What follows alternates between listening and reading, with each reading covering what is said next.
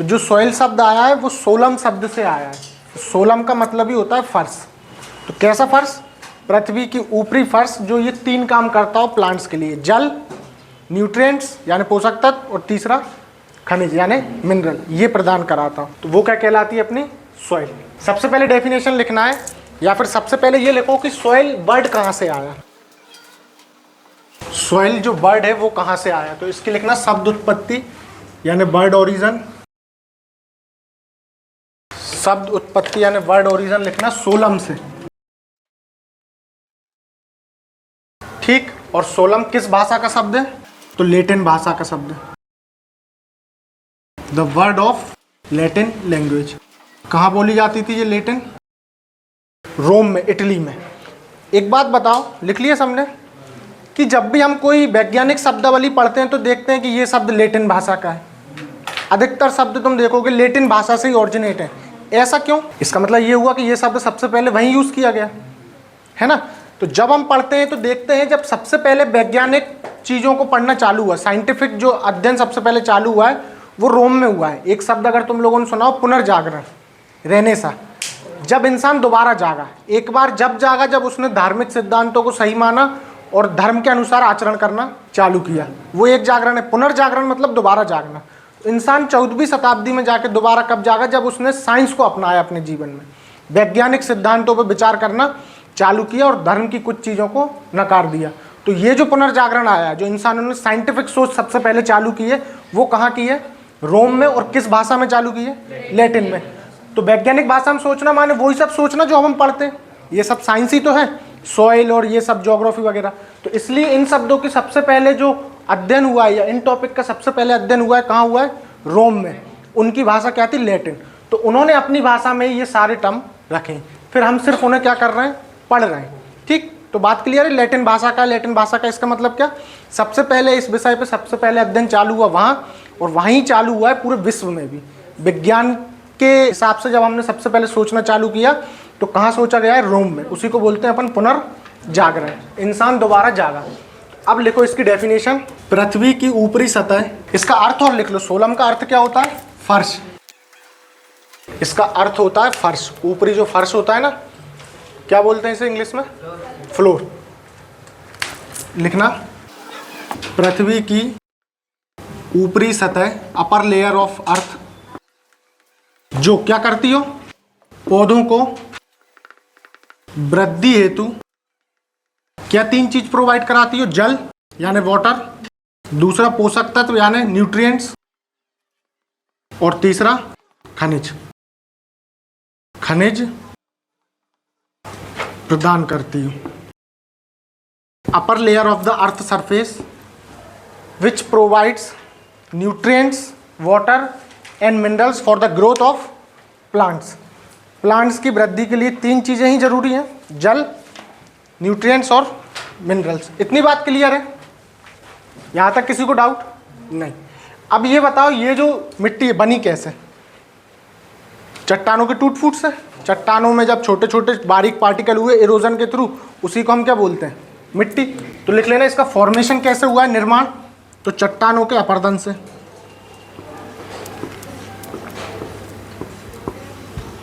Formation में लिखना erosion of rocks, चट्टानों के या फिर सेलों के अपरदन से।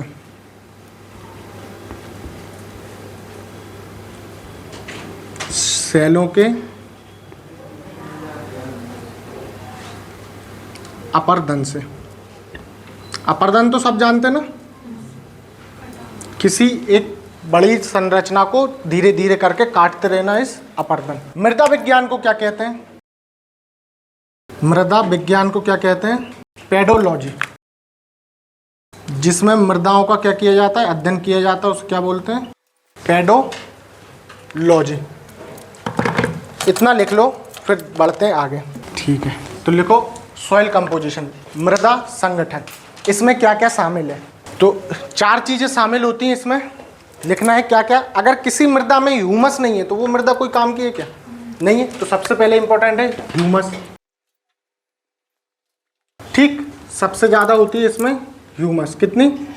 5 से 10%। फिर लिखना दूसरा अभी पढ़ा अपन ने क्या, मिनरल्स यानी खनिज, ये होते हैं सबसे ज़्यादा 40 से 45%। फिर जल यानी वाटर, ये होता है 25%। और तीसरा लिखना है वायु यानी एयर। मृदा में अगर वायु जाने के लिए छोटे छोटे होल नहीं होंगे तो नीचे की मृदा तो वैसे ही खराब हो जाएगी। तो एयर भी मृदा कंपोजिशन का पार्ट है। और कितने कितने परसेंट, एयर और वाटर 25-25, फिर 45% मिनरल्स, और फिर 10 या 5% ह्यूमस। ह्यूमस क्या होती है, ऑर्गेनिक मैटर, कार्बनिक पदार्थ। अब आगे बढ़ते हैं, भारत में कितने प्रकार की मिट्टी है। तो कितने प्रकार की मिट्टी है भारत में, 4 और 4 8 प्रकार की मुख्य। वैसे अगर और इनके सब डिवीजन करें तो 27 प्रकार की। ये डिसाइड किसने की, ICAR, Indian council of agriculture research. इन्होंने भारत में कितने प्रकार की मिट्टी बताई है, 8 प्रकार की। तो लिखना भारत में कितने प्रकार की मिट्टी है, अकॉर्डिंग टू ICAR के अनुसार 8 मुख्य यानी मेजर जो सॉइल है वो कितने प्रकार की है, 8, और 27 माइनर यानी गौण प्रकार की मिट्टी भारत में पाई जाती है। मैप एक ही पेज पे बनाना, पूरे पे, है ना, दिमाग लगा के आधे पेज पे नहीं बना लेना।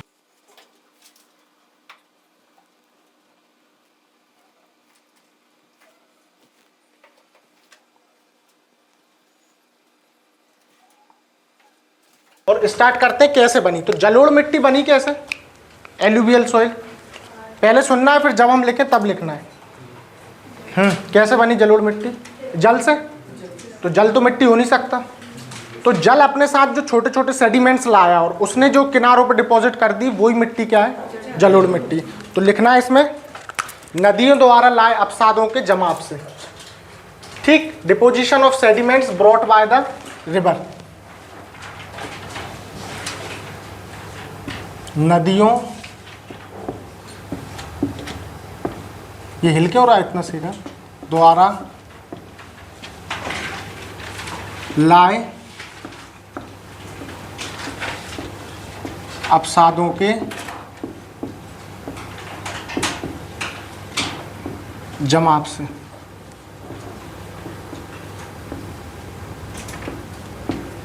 Deposition of sediments brought by the river.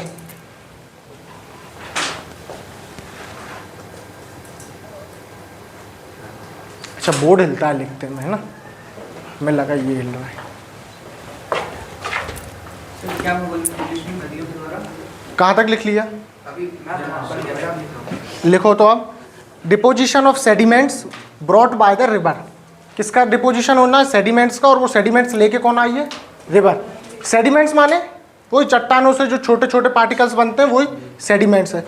तो अगर अपन ये देखें कि ये मिट्टी होगी कहाँ, तो जहाँ जहाँ नदियाँ हैं वहीं वहीं पर ये मिट्टी होगी। तो ज़्यादा नदियाँ भारत में कहाँ, इस क्षेत्र में, उत्तरी क्षेत्र में। और दूसरा जहाँ जहाँ पर भी नदियाँ हैं, जैसे गोदावरी घाटी, कृष्णा घाटी और कावेरी घाटी। तो विस्तार लिखो कहाँ कहाँ पर है। सबसे पहले लिखना उत्तर में पंजाब से लेके असम तक,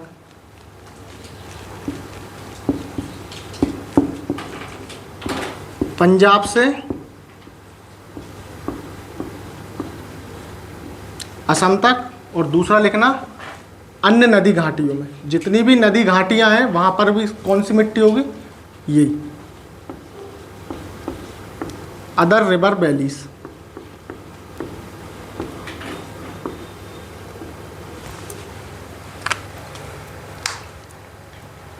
तो ये मैप पर बनाना है कहाँ से कहाँ तक होगा। ये पंजाब,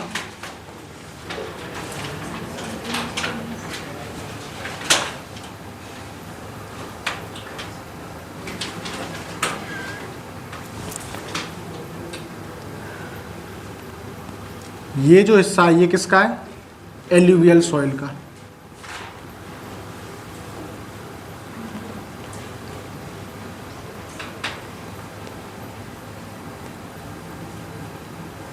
और नदी घाटियों का नहीं बनाना है ना, मेजर जो हिस्सा है वो यही है।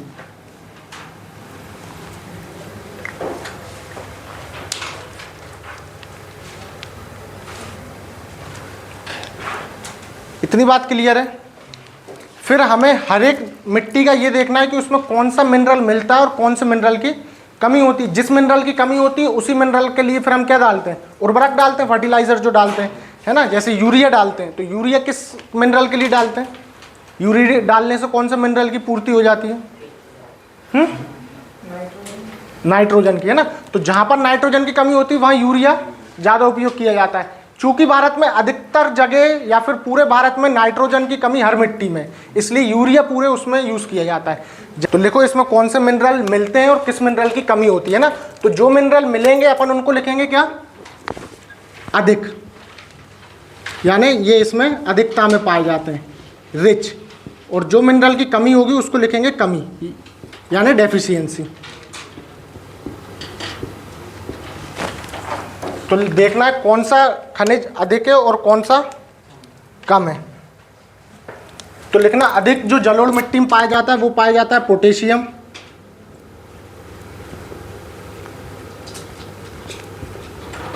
पोटेशियम का सिंबल क्या है, के। तो अब नेक्स्ट मिट्टी से अगर के लिखेंगे इसका मतलब समझ जाना वो क्या है, पोटेशियम। और दूसरा चूना, चूना और पोटेशियम की मात्रा क्या होती है जलोढ़ मिट्टी में, ज़्यादा होती है। फिर देखते हैं कमी किस किस की है। तो कमी है नाइट्रोजन की,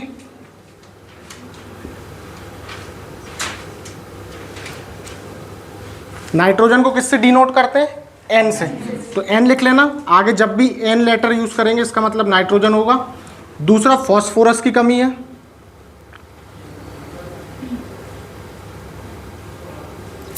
और तीसरा ह्यूमस की कमी है। ह्यूमस की कमी तो पूरे भारत की मिट्टी में है ना। कमी किन किन चीज़ों की है, पोटेशियम और चूने की, सॉरी पोटेशियम और चूना ज़्यादा है, और कमी किस किस की है, नाइट्रोजन और फॉस्फोरस की। यहाँ तक बात क्लियर है। अब देखते हैं फसल। हर मिट्टी में हर फसल नहीं हो सकती, तो जलोढ़ मिट्टी में कौन सी फसल होती है, जलोढ़ मिट्टी माने ये क्षेत्र। तो क्षेत्र वाइज समझो कौन से, इस क्षेत्र में गेहूं ज़्यादा होता है तो पहला तो गेहूं यानी वीट,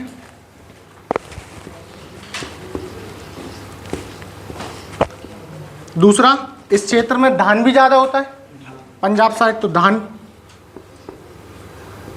यूपी में गन्ना भी ज़्यादा होता है, तो तीसरा लिखना गन्ना। ये तीन इंपॉर्टेंट क्रॉप है किस मिट्टी की, एलुवियल सॉइल की। यहाँ तक बात क्लियर है। अब आ जाते हैं अपन अदर फैक्ट में। इसका अगर कुछ अदर फैक्ट है तो पहला फैक्ट लिखो, ये भारत के सबसे ज़्यादा क्षेत्रफल पर पाई जाती है। कितने क्षेत्रफल पर, लगभग 43% भाग पर। तो लिखना 43% भूभाग पर कौन सी मिट्टी मिलती है, जलोढ़ मिट्टी।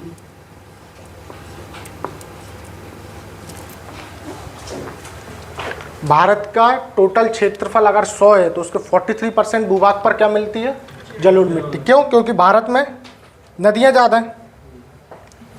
यहाँ तक बात क्लियर है, कोई डाउट इसमें। अब बस एक चीज़ याद रख के चलना, एन फॉस्फोरस को किससे डिनोट करते हैं, पी से। तो जब भी एनपी के यूज़ करें तो समझ जाना एन फॉर नाइट्रोजन है, पी फॉर फॉस्फोरस और पोटेशियम फॉर के। ऐसा क्यों, पोटेशियम को के से क्यों, क्योंकि पोटेशियम को पी देते तो वो तो फॉस्फोरस और उसमें कंफ्यूजन हो जाता। तो लेकिन के क्यों दिया है, जेड भी तो दे सकते थे। के बहुत मायने रखता है, बहुत चीज़ों का के ही है। तो ये तो और कंफ्यूजन पैदा करना होगा। नहीं पोटेशियम का जो एक और नाम है वो है कैलियम। तो कैलियम के से होता है, इसलिए इसको क्या दिया है, K1 है ना। तो किसी को लिखना हो तो लिख लेना, पोटेशियम का अदर नेम क्या है, कैलियम, KALIUM, कैलियम पोटेशियम का नाम है, इसलिए उसको क्या लेटर दिया है, के। कहीं कहीं पर अगर तुम दूसरे सोर्स से पढ़ोगे तो ह्यूमस को ही बोलते हैं जैविक पदार्थ। जैविक पदार्थ है ना, जीवों का पदार्थ, और ये ह्यूमस किससे बनी है, जीवों के पदार्थ से। तो कंफ्यूज मत होना कि ह्यूमस और जैविक पदार्थ अलग है। ये रफ कर दें। ऊपर वाला यूरिया है, ये तो बोरी सबने ही देखी होगी, इसी की लड़ाई है पूरे गांव में। दूसरी ये DAP की भी देखी होगी, और ये पोटेशियम नाइट्रेट की है ना। तो अधिकतर भारत में जो फर्टिलाइजर चलता है, एक तो वो ये यूरिया नाइट्रोजन के लिए, DAP चलता है फॉस्फेट के लिए, और ये चलता है पोटेशियम के लिए। क्या डीएपी में सिर्फ फॉस्फेट ही होता है? नाइट्रोजन भी होता है ना? और ये क्या मतलब होता है इसका? हर एक डीएपी पे अलग अलग रहता है, 1846 और 0, कहीं कहीं रहता है 1846 22। बताओ किसानों, उसकी वो बताते हैं क्वालिटी नंबर, क्या क्वालिटी? जो DAP है मतलब अगर इसको हमने कर दिया, अलग अलग कंपनी की वो रहता है ना, अगर इसको हमने 50 60 और 30 कर दिया तो मतलब इससे अच्छी क्वालिटी हो गई। वो क्वालिटी के बोल देते हैं, नहीं तो ये नंबर क्या बता रहे हैं? वो क्वालिटी ही बताते हैं। तो वही तो पूछ रहे हैं, अगर ये नंबर बढ़, क्वालिटी का रहता है ना, ये मतलब उनकी मात्रा मतलब प्रोटीन कितना मतलब प्रोटीन कहाँ से आ गया? वो मतलब एलिमेंट्स नहीं तो जब हम बोल रहे हैं डीएपी में सिर्फ फॉस्फेट ही है क्या, पहले तो ये बताओ। नहीं है, नाइट्रोजन भी है। तो इंपॉर्टेंट जो 3 चीजें हैं किसी भी फसल के लिए वो एनपीके ही है, नाइट्रोजन, फॉस्फेट और पोटेशियम। तो ये तीनों वही चीजें बताती हैं। क्या बताती हैं? पहली बताती है एन, दूसरी बताती है पी और तीसरी बताती है के। लेकिन इसमें उल्टा है, पहले आता है क्या? नहीं ठीक है, सही, ये पोटेशियम है, ये फॉस्फेट है और ये पोटेशियम है। इसमें पोटेशियम कितना है? 0 है। पी फॉर फॉस्फोरस कितना है? 46 है। और एन फॉर 18। ये रेशो है कि इसमें नाइट्रोजन कितना है और फॉस्फेट कितना है और पोटेशियम कितना है। तो पोटेशियम इसमें 0 है, ये बताते हैं। अगर यहाँ पे भी कुछ अंक लिखा होता तो इसका मतलब इसमें क्या मिला होता, वो भी। और डीएपी का क्या फुल फॉर्म है? नहीं पता? Di ammonia phosphate. ठीक है, ये है लाल मिट्टी। ठीक, जलोढ़ मिट्टी थोड़ी सी ब्राउनिश थी, लाल मिट्टी प्योर लाल है। तो लिखो, आर्कियन चट्टानों के अपरदन से निर्मित।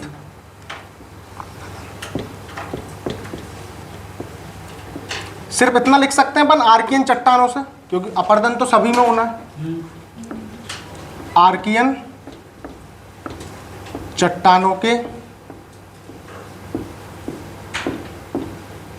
अपरदन से। Erosion of archean rocks, ARCHEAN, archean rocks. Expansion देखना है कहाँ कहाँ पर है। तो एक्सपांसन वहाँ होगा जहाँ आर्कियन रॉक होगी, और आर्कियन रॉक भारत के साउथ हिस्से में पाई जाती है। इसका मतलब लाल मिट्टी भी कहाँ मिलेगी? साउथ हिस्से में। तो बनाना है कहाँ कहाँ मिलेगी।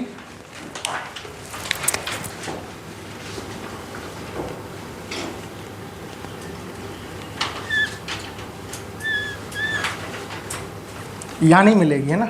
अब तय होगा कि लाल मिट्टी कहाँ मिलेगी।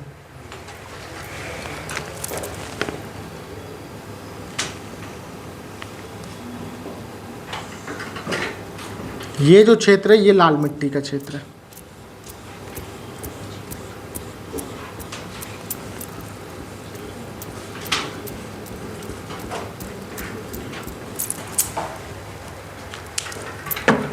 तो क्या क्षेत्र होगा इसका नाम? नीचे वाला हिस्सा क्या कहलाता है? दक्कन का पठार। तो दक्कन के पठार के पूर्वी हिस्से में और दक्षिणी हिस्से में। तो लिखना है एक्सपांसन, क्या लिखोगे? दक्कन पठार के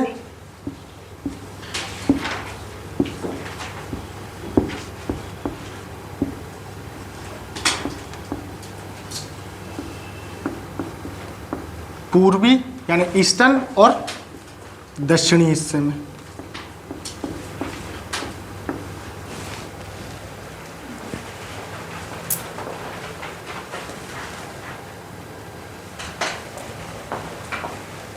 दक्षिणी हिस्से में।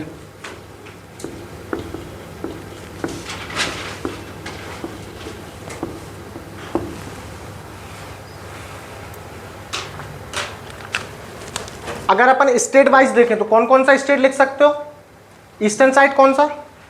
थोड़ा सा जाओगे, थोड़ा सा छत्तीसगढ़, छत्तीसगढ़ के नीचे आओगे तेलंगाना, फिर यहाँ आ जाओगे तो कर्नाटक, आंध्र प्रदेश और तमिलनाडु। तो लिख लो ये 5 स्टेट। तुम लोग स्टेट लिख लो, और उसमें एक फैक्ट लिख लेना कि सर्वाधिक पाई जाती है तमिलनाडु में।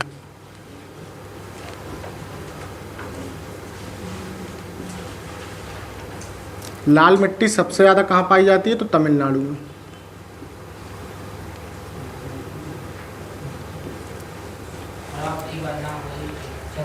इससे समझो छत्तीसगढ़, फिर नीचे आओगे तेलंगाना, फिर ये 3 स्टेट कौन सा, कर्नाटक, आंध्र प्रदेश और नीचे तमिलनाडु। थोड़ा सा केरल भी लिख सकते हैं।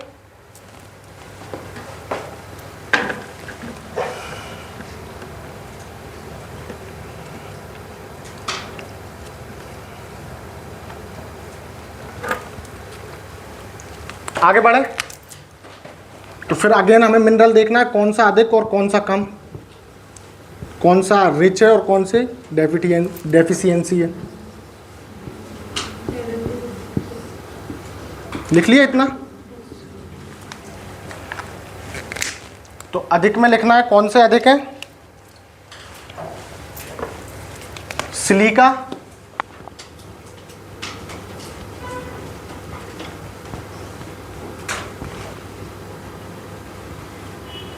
लोहा और चूना, और एनपीके की कमी है, नाइट्रोजन, फॉस्फेट और पोटेशियम तीनों की कमी है। और ह्यूमस की तो सब में, इसलिए हर बार नहीं लिखेंगे, है ना। ह्यूमस की कमी तो सब में है, एनपीके की कमी है। फसल लिखो कौन सी होती है लाल मिट्टी में, तो नीचे साइड क्या होता है, एक तंबाकू, सबसे इंपॉर्टेंट है लिखना तंबाकू यानी टोबैको। गेहूं सब में होता है, गेहूं हर बार लिखने की जरूरत नहीं है। तो लिखना सबसे ज्यादा इसमें क्रॉप कौन सी होती है, टोबैको, तंबाकू, और दूसरा लिख लेना बाजरा। बाजरा कैसा अनाज है, मोटा अनाज। बाजरा BAJRA बाजरा, और दूसरा कौन सा, टोबैको, तंबाकू। तंबाकू बाजरा, ठीक है। इसकी क्या स्पेशलिटी है, एक तो लाल है, ये स्पेशल इसका, लेकिन क्यों लाल है, तो लिखो इसमें क्या पाया जाता है जिस कारण इसका कलर लाल है, फेरिक ऑक्साइड।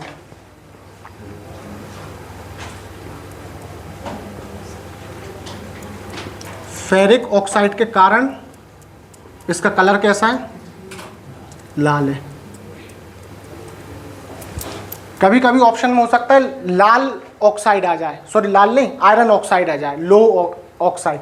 तो तुम लोग एक बार इंग्लिश में भी देख लेना, कभी कभी बहुत से क्वेश्चन कन्वर्ट करने पे भी सॉल्व हो जाते हैं। तो जब पेपर देने जाओ कोई सा क्वेश्चन समझ में नहीं आ रहा हो तो एक बार उसको इंग्लिश में तो देखा करो, ठीक। फेरिक ऑक्साइड का हिंदी वर्जन क्या होगा, लोह ऑक्साइड। उसके कारण भी इसका कलर क्या होता है, लाल होता है, ठीक है। तो आगे बढ़ो। अच्छा, इसका ये नहीं लिखा ये कितने परसेंट भूभाग पर है, तो इसका लिख लेना 18%। कितने परसेंट भूभाग पर है ये, 18% भूभाग पर। 18% भूभाग पर कौन सी मिट्टी है, तो लाल मिट्टी है।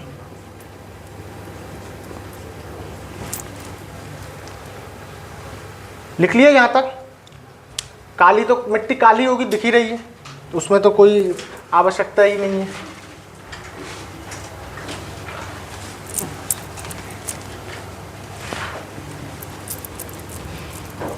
एक और बढ़ाना स्लाइड आगे।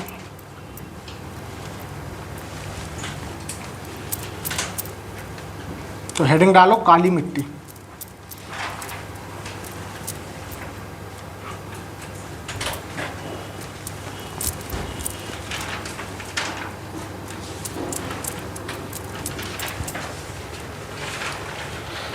कहाँ से बनी काली मिट्टी, काली मिट्टी सुना है सबने, जब अपन ने फिजिकल डिवीजन पढ़े थे तब भी तो बताया था। किसने पढ़ा था फिजिकल डिवीजन, डेक्कन प्लेट्यू पे क्या फटा था, ज्वालामुखी, और ज्वालामुखी फटने से लावा ऊपर आया, और लावा के जमने से कौन सी चट्टान बनी, बेसाल्ट। और जब बेसाल्ट चट्टान में इरोजन हुआ फिर कौन सी मिट्टी बनी थी, काली मिट्टी। तो लिखना ये किन चट्टानों के अपरदन से बनती हैं, बेसाल्ट चट्टानों के अपरदन से।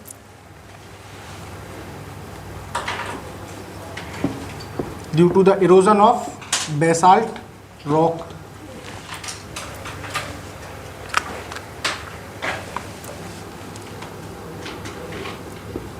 तो ये जो हिस्सा है ये काली मिट्टी का क्षेत्र है।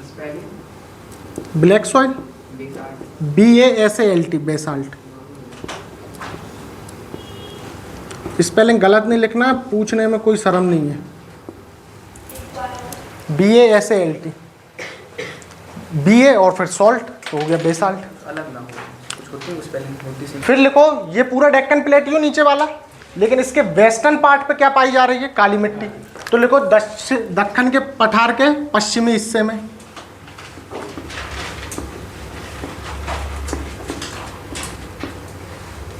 और थोड़ी सी पाई जा रही है ये कहां पर? गुजरात में।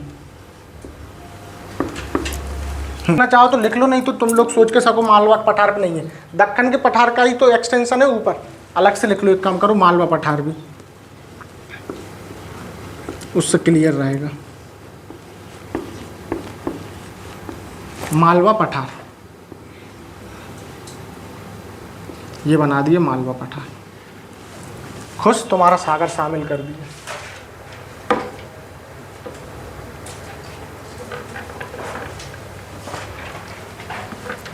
इतनी बात क्लियर है?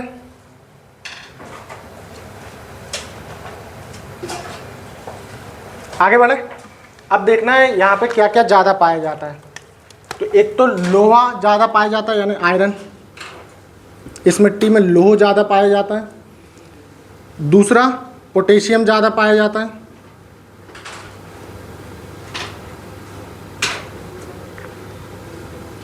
और तीसरा, चूना ज़्यादा पाया जाता है। हाँ, एक और लिख लेना जो इम्पोर्टेंट है, कैल्शियम।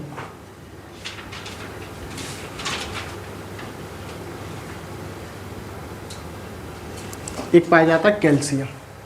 पोटेशियम को छोड़ के अब क्या बता? फॉस्फोरस और नाइट्रोजन, इनकी कमी हो जाएगी। तो नाइट्रोजन की कमी और फॉस्फोरस की कमी।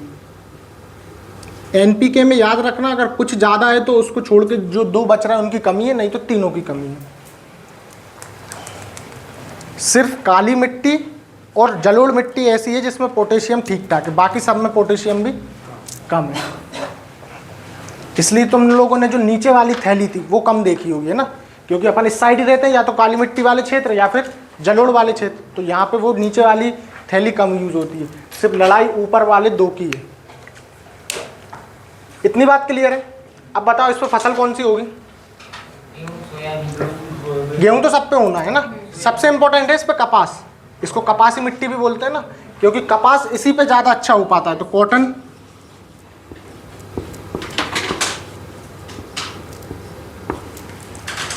कॉटन। दूसरा, संतरा कहाँ होता है? नागपुर में।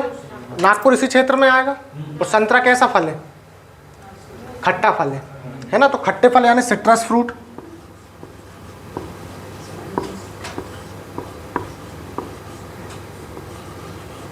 खट्टे फल, सिट्रस फ्रूट। फल और सब्जी में क्या अंतर है? और तीसरा, विदिशा साइड क्या ज़्यादा हो रहा है? चना। तो तीसरा लिख लेना, चना। चना माने ग्राम। बताओ फल और सब्जी में क्या डिफरेंस है? सब्जियां अच्छी नहीं लगती, फ्रूट अच्छे लगते हैं, ये डिफरेंस है क्या? सब्जी सस्ती है कुछ, फ्रूट महंगे हैं। और फल को तो कच्चा भी खा सकते। Very good. हर एक ऐसी चीज़ जो कच्ची खाई जा सकती है वो फल है, और जिसे पका के ही खा सकते हैं वो सब्जी है। अब फूल गोभी खा भले ही ऐसे ही, लोग को ऐसे भी, है ना, तो वो व्यक्तिगत विसंगति है, लेकिन वो फल नहीं हो जाएगी कच्चा खाने से, है ना। टमाटर भी खा लो, लेकिन उसका एग्जैक्ट मीनिंग पका के खाने में है। कुछ भी कच्चा क्या है, कटहल खा लो, लेकिन उसको फिर फल नहीं बोल देंगे, ठीक। जो टेक्निकल डेफिनेशन है वो यही है ना। कोई सा भी फल ऐसा है कि जिसको पका के ही खाते हो? फल तो सारे कच्चे ही खाते हैं, ठीक, बातें नहीं। अब आ जाते हैं, इसका काला रंग क्यों है? क्यों है? इस पे धूप ज़्यादा पड़ रही, क्यों है काला? मेहनती ज़्यादा है।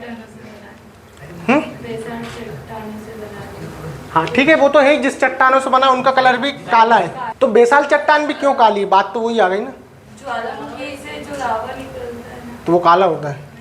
वो ज़्यादा ठंडा होगा। इसमें एक मिनरल पाया जाता है, उसका नाम लिखो, टिटेनी फेरस मैग्नेटाइट, उसके कारण ये काली है। Titaniferous magnetite.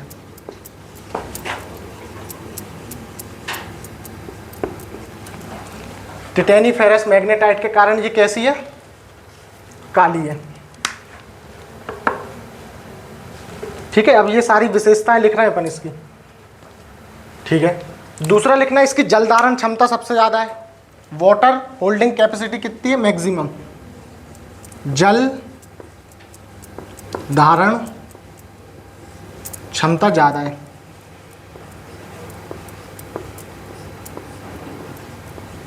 Maximum water holding capacity, ये अपने अंदर ज़्यादा से ज़्यादा पानी को क्या कर सकती है, एब्जॉर्ब कर सकती है ना, इसलिए ये अच्छी मिट्टी भी है। और क्या है इसका, इसका एक और फैक्ट लिखना, स्वतः जुताई वाली मिट्टी। इसका क्या अर्थ है,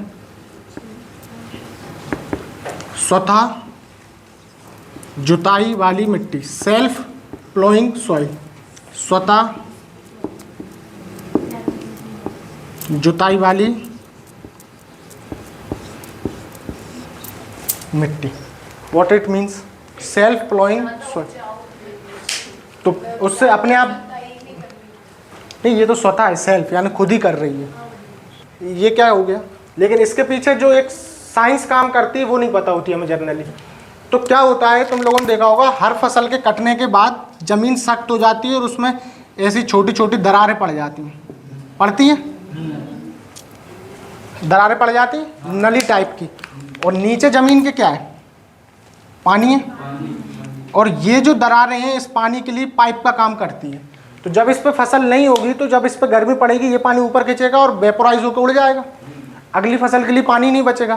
तो इन नालियों को तोड़ने के लिए भी जुताई की जाती है, जिससे ये नाली मैश हो जाएंगी, तो फिर ये पानी ऊपर नहीं जा पाएगा, अगली फसल के लिए बचा रह जाएगा। तो सबसे इंपॉर्टेंट और टेक्निकल कारण ये है। काली मिट्टी को कुछ और अलग नाम से भी जाना जाता है, एक तो रेगुर लिख लो, दूसरा कपास होता है इसलिए कपासी मिट्टी, लावा से बनी इसलिए लावा मिट्टी, और एक साइंटिफिक नाम है चेरनोजेम।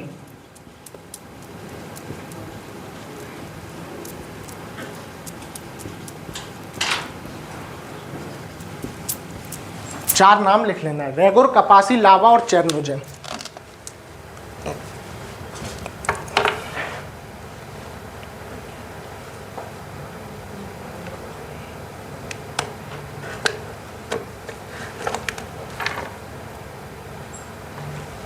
एक और लिख लेना करेल, यूपी में बोला जाता है करेल। ये पांच नाम लिख लेना है।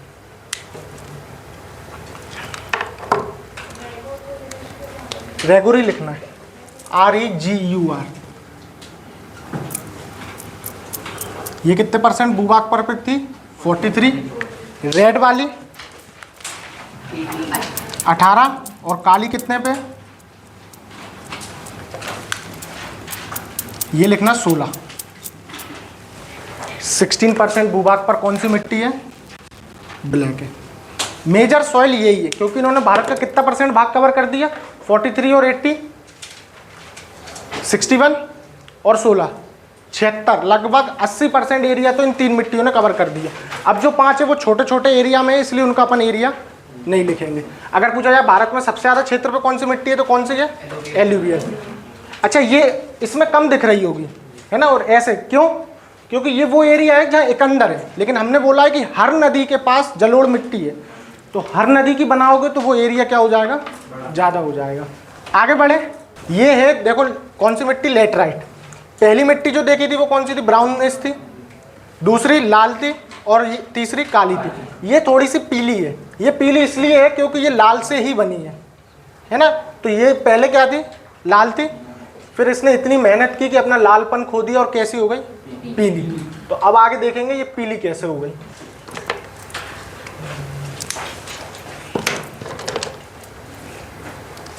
लेटराइट मिट्टी,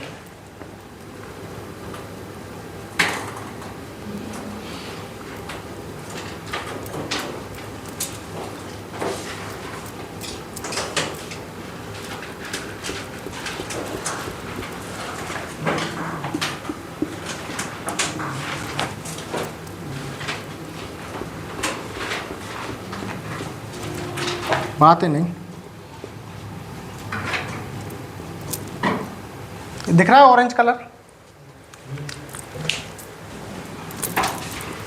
ठीक है, तो देखते हैं कहाँ पाई जाती है। अच्छा, सबसे पहले लिखना है फॉर्मेशन। तो जब लाल मिट्टी से ही बनी है तो लाल मिट्टी में कौन कौन से मिनरल ज़्यादा थे? कैल्शियम और आयरन और चूना।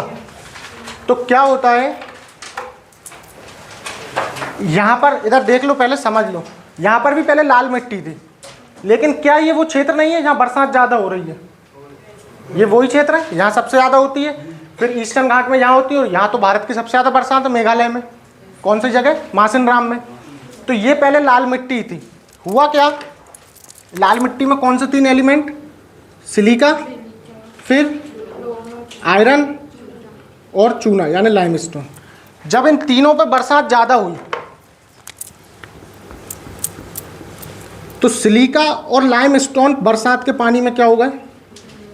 घुल गए। और बरसात का पानी या फिर जो भी पानी है वो तो नीचे बैठता जाता है। तो सिलिका और जो एल्यूमिनियम है, सॉरी लाइमस्टोन है, वो बैठ के कहाँ चले गए? नीचे आ गए। यहाँ आ गए सिलिका और लाइमस्टोन। जहाँ तक बरसात का पानी बैठ पा रहा है वहाँ तक बैठ बैठ के क्या हो गए? नीचे हो गए। तो ये इतने नीचे चले गए कि अब पेड़ पौधों की जड़ें वहाँ जाती नहीं है। मतलब इनको यूज़ करना क्या हो गया? असंभव हो गया, या इनको यूज़ करना कठिन हो गया है। तो अब ये कोई काम के नहीं रह गए। जो मिट्टी रह गई है वो सिर्फ ये रह गई है, और इस मिट्टी में सिर्फ क्या रह गया? आयरन। तो अब जब जिस मिट्टी में या जिस लाल मिट्टी में सिलिका और लाइमस्टोन नीचे चले जाते हैं लीच होके, और फिर जो ऊपर मिट्टी बचती है वो क्या कहलाती है? लेटराइट मिट्टी। तो आप समझे क्यों बनी है लाल मिट्टी से लेटराइट मिट्टी? ये पहले लाल ही थी, लेकिन जब इस पर ज़्यादा पानी गिरा, पानी नीचे बैठा, तो उसके साथ कौन से 2 मिनरल नीचे चले गए? सिलिका और लाइमस्टोन। तो ऊपर जो ये आयरन वाली परत बची रह गई, ये क्या कहलाई? लेटराइट मिट्टी। और जब किसी से कुछ केमिकल कंपाउंड बाहर हो जाएगा तो वो कलर तो बदलेगा ही, तो वो लाल से कैसी हो गई? पीली। तो बस इतना लिखना है। इस प्रक्रिया को क्या बोलते हैं? जब घुल के नीचे जाते हैं, निक्षालन, लीच हो गए, है ना।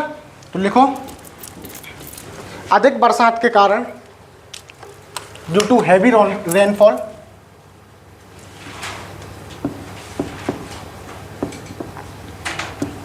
अधिक वर्षा से कौन कौन से? सिलिका,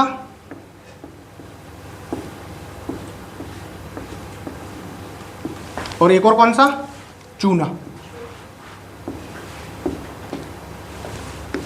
अधिक वर्षा से सिलिका और चूना के निक्षालन, लीचिंग आउट के निक्षालन हो जाने से जो मिट्टी बनी वो कौन सी है? लेटराइट मिट्टी। इतनी बात क्लियर है? ठीक। क्या लिखोगे? Leaching out of silica and lime due to the heavy rainfall. Leach मतलब समझ गए ना, जल में घुल के नीचे बैठ जाना, वो हो जाता है लीचिंग। तो विस्तार लिख लो। क्या क्या लिखोगे विस्तार? जहां ज्यादा बारिश हुई है तो क्या लिखोगे? केरल। दूसरा इधर तमिलनाडु वाला, पूरा केरल भी नहीं लिखना, सिर्फ बरसात ज्यादा कहाँ होती है? कोस्टल रीजन में, यानी तटीय प्रदेशों में। तो लिखना केरल और तमिलनाडु के तटीय प्रदेश, coastal region of Kerala and Tamil Nadu. फिर यहाँ क्या लिखोगे? उड़ीसा और वेस्ट बंगाल और मेघालय। ये जगह लिख लो।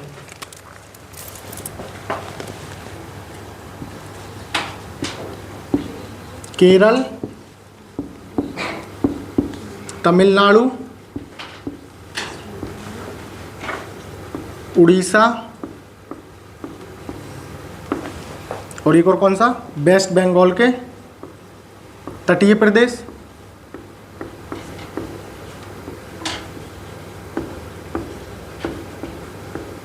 और दूसरा रीजन कौन सा? मेघालय।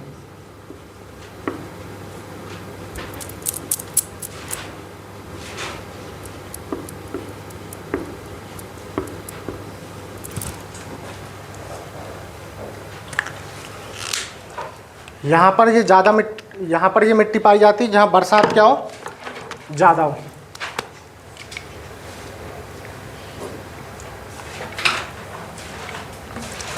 तो अब इनमें अधिक मात्रा में सिर्फ क्या रह जाएगा?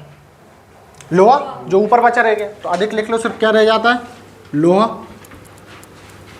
और कमी किसकी हो जाएगी? एनपीके की। और साथ में कौन से 2? सिलिका और चूना, जो घुल के कहाँ चले गए? नीचे।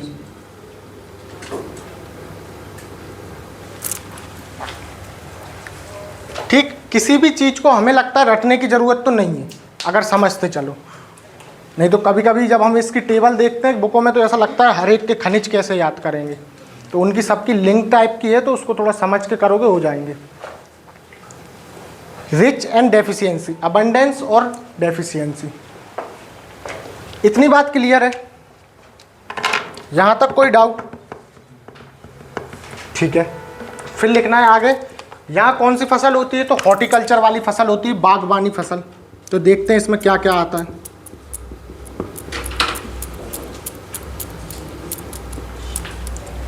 सूटेबल फॉर द हॉर्टिकल्चर, बागबानी फसलों के लिए प्रसिद्ध।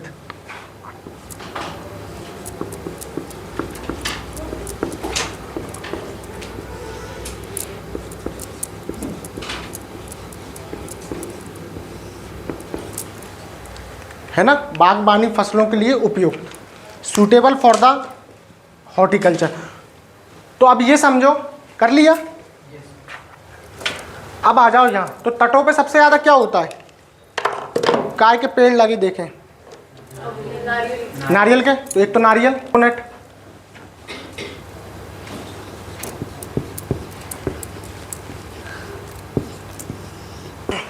पहला नारियल, दूसरा केरल में होता है रबड़, तो दूसरा लिखना रबड़। तीसरा गोवा में क्या होता है? नहीं, वाइन फसल नहीं है ना, काजू। तो तीसरा लिखना है काजू।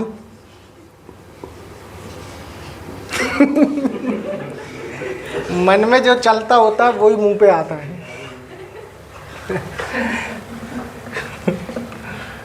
वाइन शराब तो होती है लेकिन वो फसल नहीं है ना, वो वहाँ का कल्चर है कि वो सब लोग ज़्यादा कंज्यूम करते हैं इसलिए वहाँ बिकती ज़्यादा है। ठीक है, नारियल, रबड़ और काजू। क्या इस मिट्टी में? चावल के लिए पानी ज़्यादा चाहिए, है ना, बरसात वाला क्षेत्र नहीं, पानी ज़्यादा उपलब्ध हो जिससे वो मिट्टी थोड़े दिन के लिए पानी में डूबी रहे। ठीक है, नारियल, रबर, काजू। एक और लिख लेना, हमने जब नीचे पढ़ा था तो कौन से मसाले की पहाड़ी पड़ी थी? कौन सी ऐसी पहाड़? इलायची। तो एक लिख लेना यहाँ पे, इलायची भी ज़्यादा होती है, कार्डमम। ये चार काफ़ी है, नारियल, रबर, काजू और इलायची, ये लिख लेना।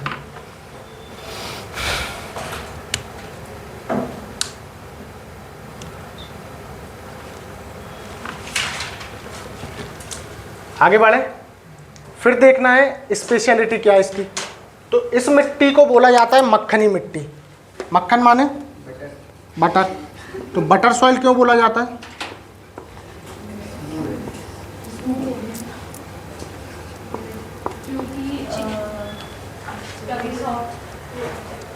मक्खनी मिट्टी इसलिए बोला जाता है जैसे ही थोड़ा बहुत पानी मिलता है पिघल जाती है, और जैसे ही सूखापन आता है शुष्क एरिया में जाती है तुरंत कठोर हो जाती है।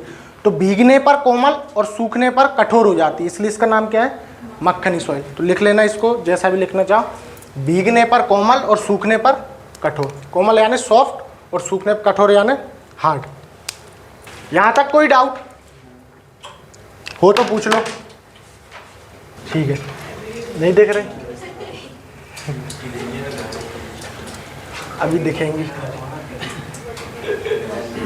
अभी देखी। तो क्या है राजस्थानी मिट्टी? जो रेगिस्तान की रेतीली मिट्टी है उसी को अपन क्या बोलते हैं? मरुस्थली मिट्टी। तो इसमें तो सिंपल सा है, कहाँ पाई जाएगी? मरुस्थल में। अब आगे बढ़ाओ, ये है ना इस टाइप की, तो ये तो बंजर ज़्यादा होती है। विस्तार में लिखना है इसका, डायरेक्ट क्या लिखोगे? मरुस्थल में पाई जाती है राजस्थान के, राजस्थान के मरुस्थली क्षेत्र में।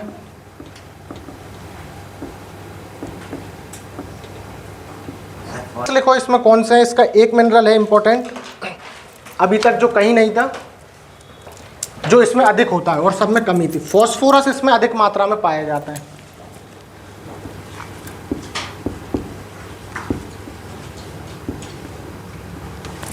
मिनरल्स में क्या लिखोगे? फॉस्फोरस,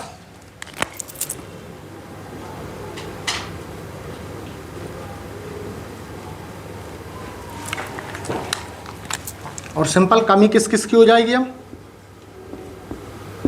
नाइट्रोजन की, और एक और पोटेशियम की, यानी के की। तो एन और के की कमी होती है।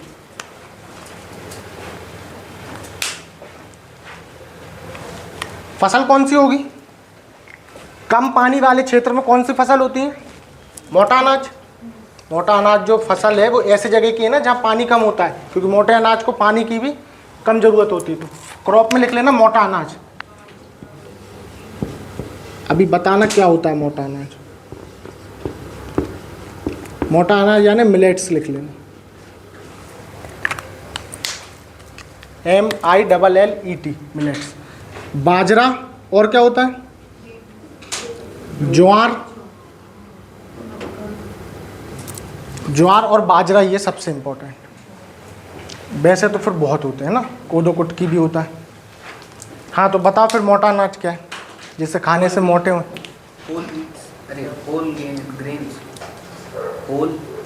होल ग्रेन माने सुना है वैसे शायद। नहीं, तो हिंदी का इंग्लिश वर्जन नहीं बताना ना कि किसे मोटा अनाज कह सकते हैं। बताओ क्या कहता है आपका तर्क? जिसका पूरा पार्टी, जिसका पूरा हिस्सा यूज कर सके ना। मतलब समझ नहीं आया। तो बोल क्यों रहे हो? बताओ शेखर, मोटा अनाज। ये तो एग्जाम्पल हो गए। मोटा अनाज किसे कह सकते हैं? सिंपल सा है, जिस अनाज का दाना मोटा हो वो मोटा अनाज है। कितने भी मोटे अनाज उठा लो, उनके दाने अच्छे खासे मोटे हैं, इसलिए उनको मोटा अनाज बोला है ना। और कुछ उसमें बहुत रॉकेट साइंस नहीं है। उन्हें छोटा अनाज नहीं बोलना है, उनके रूठ जाने का खतरा ज़्यादा है। बातें नहीं। ये कौन सा एरिया हो गया? मरुस्थलीय। जहाँ पर कौन सी मिट्टी होगी? मरुस्थलीय। हेडिंग डालना है पर्वतीय मिट्टी।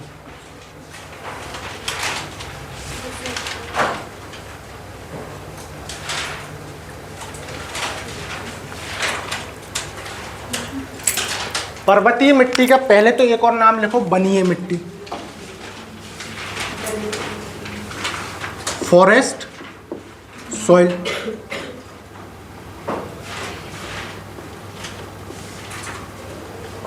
बनीय मृदा।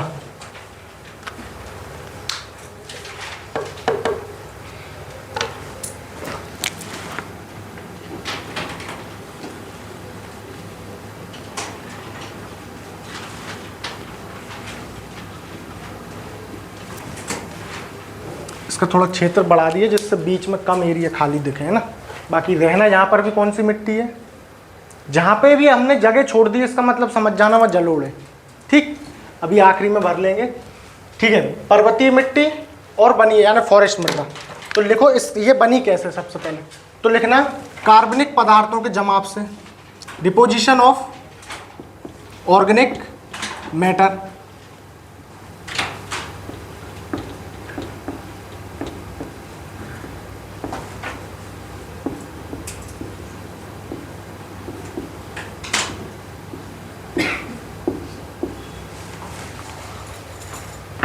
कार्बनिक पदार्थों के जमाव से कौन सी मिट्टी बनी है? पर्वतीय मिट्टी या बनीय मिट्टी। देखो अब समझो सिर्फ ये एक मिट्टी ऐसी है अभी तक जो अपन ने रिसेंट पढ़ी जिसमें ह्यूमस ज़्यादा है। क्यों? क्योंकि ये बनी कार्बनिक पदार्थ से, और कार्बनिक पदार्थ का डिकम्पोज होकर क्या बनता है? ह्यूमस। तो बनीय मृदा में तो ऑफकोर्स होगी ना ह्यूमस ज़्यादा, क्योंकि पत्ते वहीं गिर रहे हैं, वहीं की मिट्टी में मिल जा रहे हैं। और दूसरा इसका नाम पर्वतीय इसलिए क्योंकि पर्वत पे जो मिट्टी है वो ज़्यादा हाइटेड पे नहीं पाई जाती। पर्वत पे जो मिट्टी है वो उसके थोड़ी सी हाइट पे पाई जाती है, और थोड़ी सी हाइट पे तुम देखोगे कि वृक्ष भी पाए जाते हैं, है ना। टॉप पे वृक्ष नहीं है, बाकी जहाँ से पहाड़ चालू हो रहे हैं कहीं का भी उसके नीचे थोड़ी ऊंचाई तक तो वृक्ष उपलब्ध रहते हैं। तो वो पर्वतीय मिट्टी में भी ह्यूमस ज़्यादा होती है और फॉरेस्ट में भी। और ये बनी कैसे? कार्बनिक पदार्थों के जमाव से। वहाँ के पत्ते वहीं गिर रहे हैं और मिट्टी में क्या होते जा रहे हैं? डिकम्पोज होते जा रहे हैं। तो इसलिए उनकी मृदा उनकी जो ह्यूमस है वो ज़्यादा है। तो लिखो इसमें कौन सा खनिज पाया जाएगा? यहाँ तक बात क्लियर है? तो खनिज में सिर्फ यही लिख लेना है, ह्यूमस अधिक मात्रा में, जैविक पदार्थ।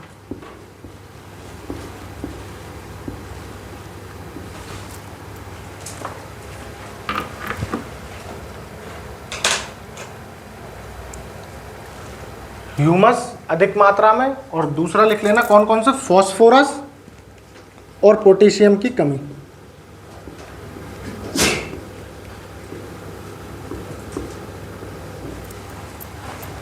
फॉस्फोरस और पोटेशियम की कमी।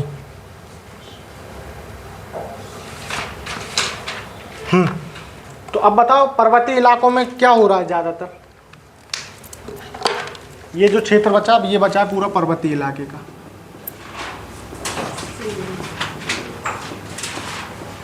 पर्वतीय इलाके में किस चीज़ की खेती ज़्यादा हो रही है? सेवफल की। तो एक तो क्रॉप में लिख लेना क्या, एप्पल, और दूसरा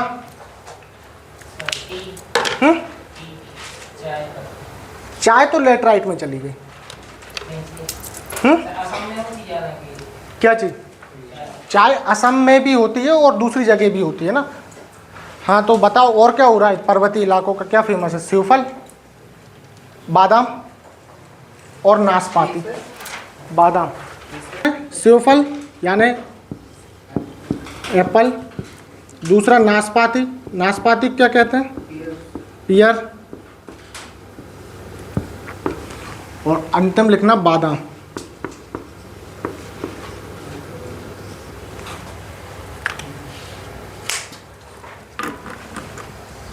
एप्पल, पियर्स और बादाम।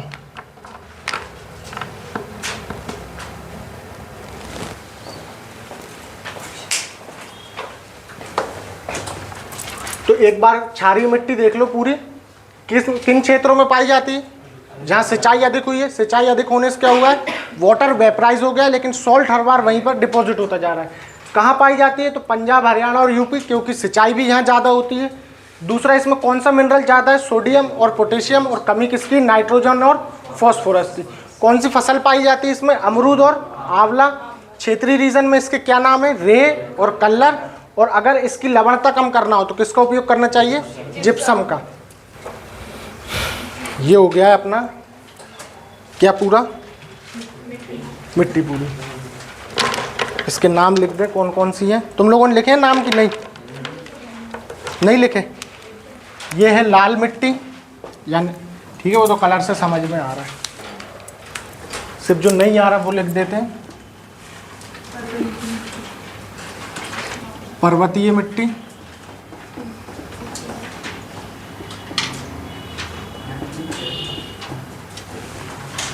फिर जो कौन सी, ये है मरुस्थलीय मिट्टी।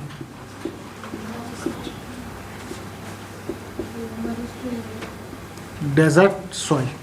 और ये जो है काली मिट्टी है।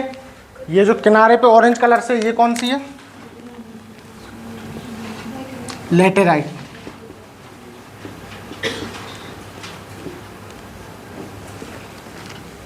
और काली अभी बताते हैं। ये कौन सी है? दलदली। यहाँ पे बस काली पाई जाती है और यहाँ पे वही दलदली पाई जाती है, क्योंकि मिलन स्थल है ना। ठीक है, ये रेड, और ये बीच वाली और लिख लो, ये कौन सी है? एल्यूवियल यानी जलोढ़ मिट्टी।